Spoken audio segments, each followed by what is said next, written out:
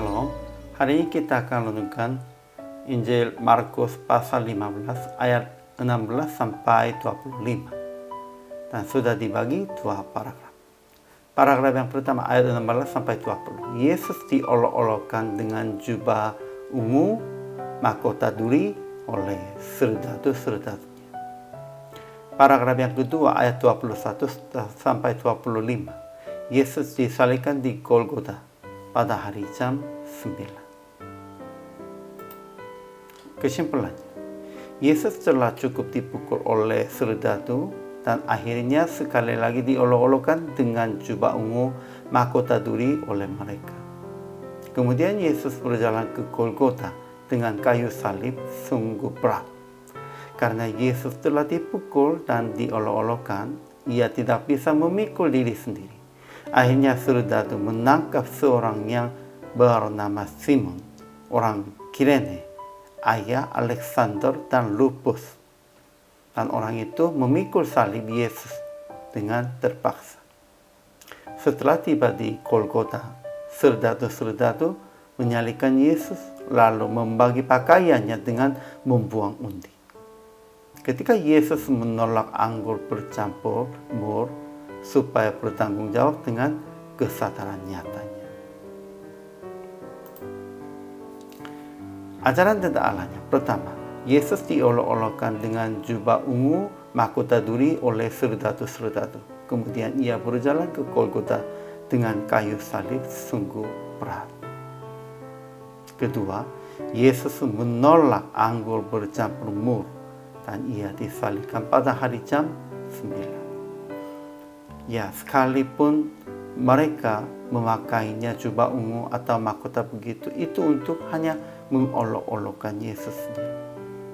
Kita tetap bisa diolok-olokkan oleh orang lain, tapi jangan putus asa, karena Yesus pun juga sudah tanggungnya begitu. Ajaran tentang manusianya. Pertama, serdadu-serdadu mengolok-olokkan Yesus dengan jubah ungu mahkota duri, dan mereka membuang undi supaya membagi pakaiannya dan salibkan Yesus. Kedua, Simon, orang Kirene, ayah Alexander dan Rufus. Orang itu memikul salib Yesus dengan terpaksa sampai Golgota.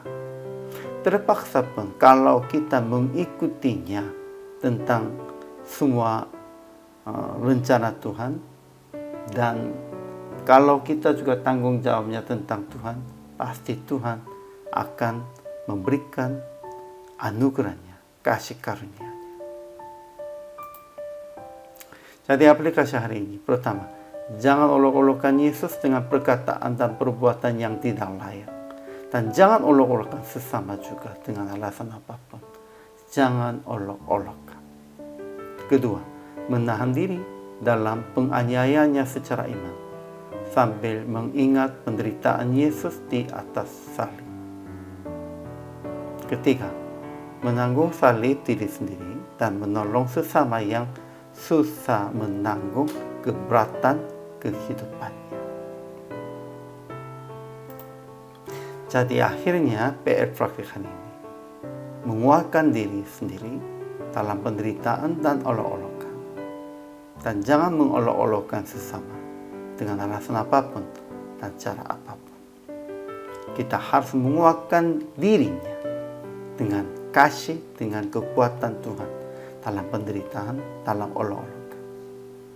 Dan siapapun di sekitar kita, jangan mencela atau jangan mengolok-olokkan mereka, jangan menganiaya mereka.